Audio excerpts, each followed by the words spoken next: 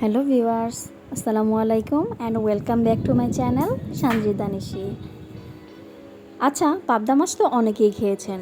কখনো কি আমার মতো এই রেসিপিটা আমার পদ্ধতিতে ট্রাই করেছেন? যদি না করে থাকেন তাহলে আমার রেসিপিটা দেখে নিন। তাহলে চলুন মূল রেসিপিতে ফিরে যাই।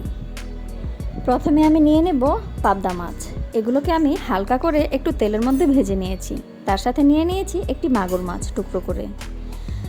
আরও লাগছে পেঁয়াজ কুচি, টমেটো কুচি এবং কাঁচামরিচ কুচি। আর সাথে মশলা থাকছে ধনিয়ার গুঁড়া, হলুদের গুঁড়া, জিরার গুঁড়া, আদা বাটা, রসুন বাটা, মরিচের গুঁড়া, ধনিয়ার গুঁড়া আর লবণ। প্রথমে একটি প্যানে পর্যাপ্ত পরিমাণ তেল দিয়ে তেলটাকে গরম করে নিয়ে তার মধ্যে পেঁয়াজ কুচি, টমেটো কুচি এবং কাঁচামরিচ কুচি দিয়ে ভালো করে নেড়েচেড়ে ভেজে নেব। বেশ কিছুক্ষণ সময় ধরে পেঁয়াজগুলোকে ভেজে নেব। পেঁয়াজ এবং টমেটোটা ভালো করে নরম না হওয়া পর্যন্ত আমি এগুলোকে নেড়েচেড়ে ভাজতে থাকবো এবং ভাজার মধ্যে এগুলোকে কিছুটা সেদ্ধ করে নিয়ে আসব। তো ভাজা হয়ে গেলে এর মধ্যে এখন আমি কষানোর জন্য সামান্য পরিমাণ পানি দিয়ে দেব এবং পানি দেওয়ার পর যে মশলাগুলো দেখিয়েছিলাম সব মশলাগুলোকে অ্যাড করে ভালো করে নেড়েচেড়ে মিশিয়ে নেব। মশলাটাকে ভালো করে নেড়েচেড়ে কষাতে থাকবো যেন কাঁচা গন্ধটা চলে যায়। তো কষানো হয়ে গেলে এখন আমি ভেজে রাখা মাছগুলোকে একে একে মশলাটার মধ্যে দিয়ে দেব।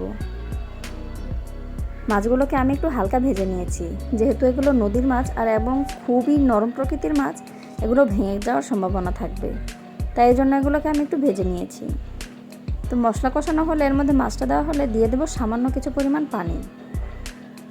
এখন পানির মধ্যে মাছগুলোকে ভালো করে নেড়েচেড়ে উল্টে পাল্টে মিশিয়ে নেব। এখন পানিটা বলক না আসা পর্যন্ত অপেক্ষা করব। পানিটা বলক চলে আসলে এখন আমি এটাকে ঢাকনা দিয়ে ঢেকে দেব ভালো করে কষানোর জন্য। তো কষানো হয়ে গেলে ঝোলটাও কিছুটা শুকিয়ে এসেছে। এখন আমি ভালো করে নেড়েচেড়ে এগুলোকে নামিয়ে ফেলবো আর গরম গরম পরিবেশন করব। দেখুন কতটা সুন্দর